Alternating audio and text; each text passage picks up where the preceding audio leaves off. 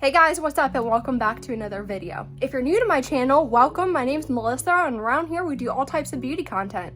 I always like to say that if you like beauty content, you're definitely in the right place. And if you really like this video, if you watch a few of my other videos, before you leave, be sure and subscribe because I would love to have you around here. For today's video, we're going to be talking about an eyeshadow palette. And the plan of action is we're going to start off with an eyeshadow tutorial and then we're going to get into an in-depth review. I always like to separate this video into two parts, just in case you're not interested in either or. And the palette that we're going to be playing with today is from Tilbury. This palette is called the Bella Sofia Luxury Palette. Here's what it looks like on the inside, and it's just a beautiful neutral little quad. When I get a neutral palette in my hands, I really like to go in and define my eyes, so that's what we're going to do today for our eye tutorial. We're going to do something called the Fox Eye Lift. And by using these eyeshadows, we're really going to get in there and lift the eye.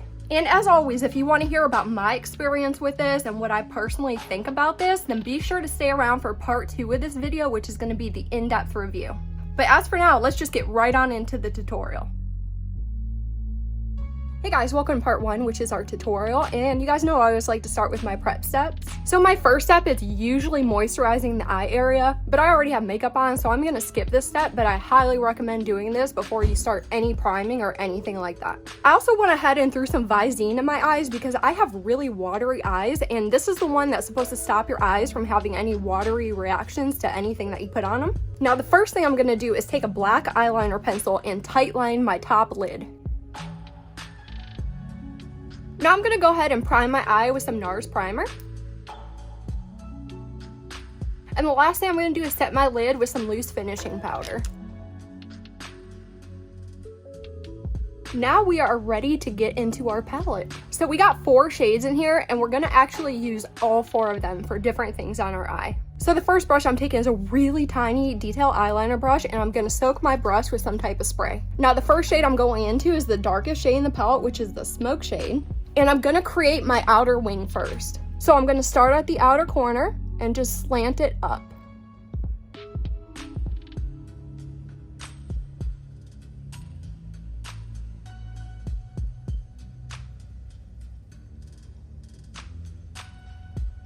I'm going to start from halfway on this line and pull it towards the center of my eye.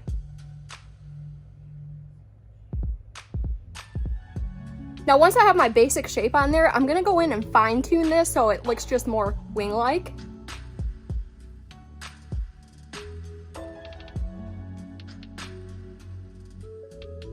Now using that same brush and shade, I'm going to finish my line to my inner corner. Now the thing with this is you want to taper it, so you kind of want it fat out here and it gets skinnier the more you go in. So there's our basic wing shape. Now the next step, I'm taking kind of a fluffy pencil brush and I'm going into the prime shade and I'm going to apply this to the entire length of my eyebrow. I like to go in a few times and just kind of build it up a little bit. My next brush is a little bit fluffier of an eyeliner brush and I'm going into the enhanced shade on a dry brush. And I'm going to apply this to my entire wing, but I'm going to flick it up the entire length of it.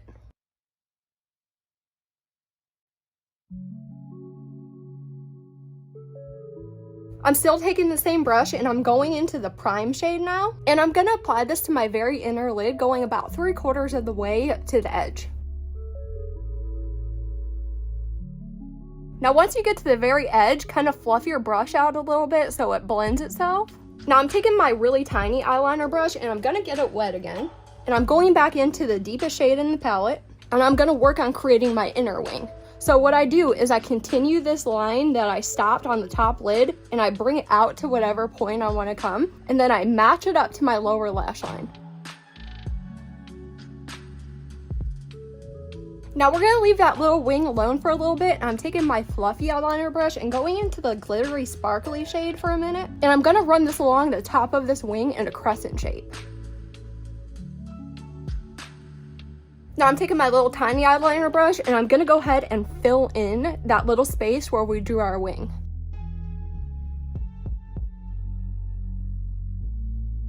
Now for our waterline, I'm taking that same black eyeliner pencil and I'm just going to fill in my waterline. Now I'm taking that same wet eyeliner brush and I'm going into the deepest shade in the palette again. And I'm gonna run that wing along some of my waterline. I'm also grabbing some of that shade and connecting my outer wing to my lower lash line. Okay, so this eye look is done. I'm gonna throw on some mascara and do the other eye, and I'll be right back. Okay, I'm back, and here's the finished eye look.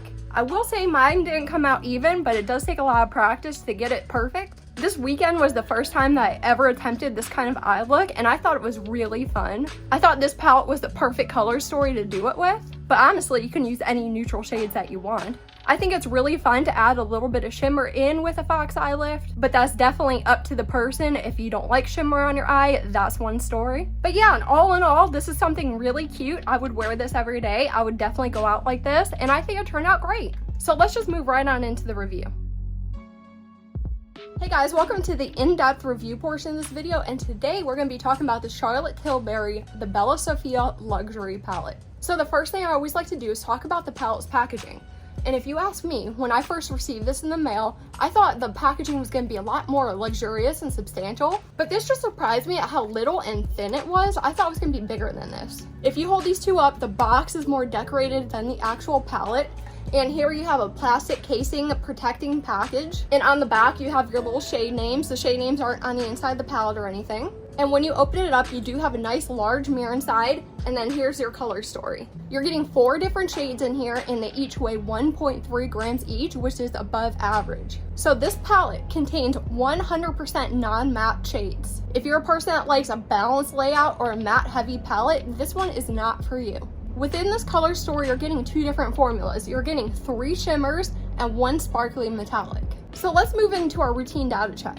Nowhere is this clarified as being a clean or conscious formula. This palette is cruelty-free. It is also vegan. And there's also a 30-month expiration date, and that's located on the back of the palette itself. So real quick, I'm going to pop up some swatches from this palette so you can see how every shade looks swatched out.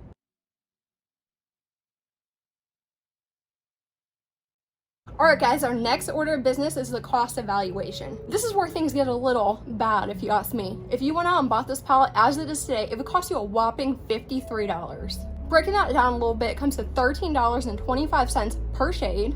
And breaking that down a bit further, it comes to $10.19 per gram. So comparing this palette to other palettes offered on the market, the price per shade is very expensive. And additionally, this palette has an extremely ridiculous cost per gram compared to other palettes that I've previously reviewed. So guys, let's move into the most opinionated section of this video, which is my recommendation. The first 4 things I always like to talk about is patching, creasing, staining, and blendability. As far as patchiness, I didn't experience any. These shades worked perfectly. As far as creasing, I wore my look for 3 hours and I didn't have any signs of creasing or fading. As far as staining, these are all eyeshadows in this palette and I didn't have any staining on my eye as I took my shadow off.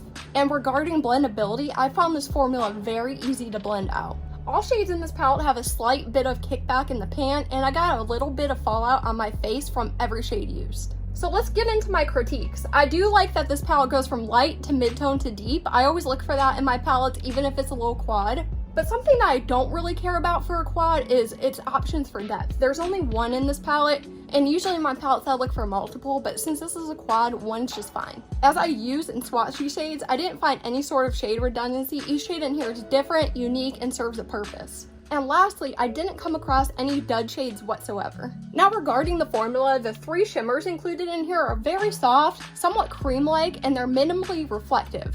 There's an obvious difference between the shimmers and the metallic. Now the metallic has very piecey sparkles that have the possibility to fall out all of your face. And I also attempted all the application methods with all these shades in here, and the shimmers work best using any type of method that you choose. Now the metallic is somewhat finicky. It worked the best with a damp brush and with my finger, but when I try to go in with a dry brush, it didn't pick up at all. So if you were in the market for this type of palette, if you wanted a neutral quad that was high-end, or you were just looking at this particular one, I would say go for it. It's been a pretty good palette to me.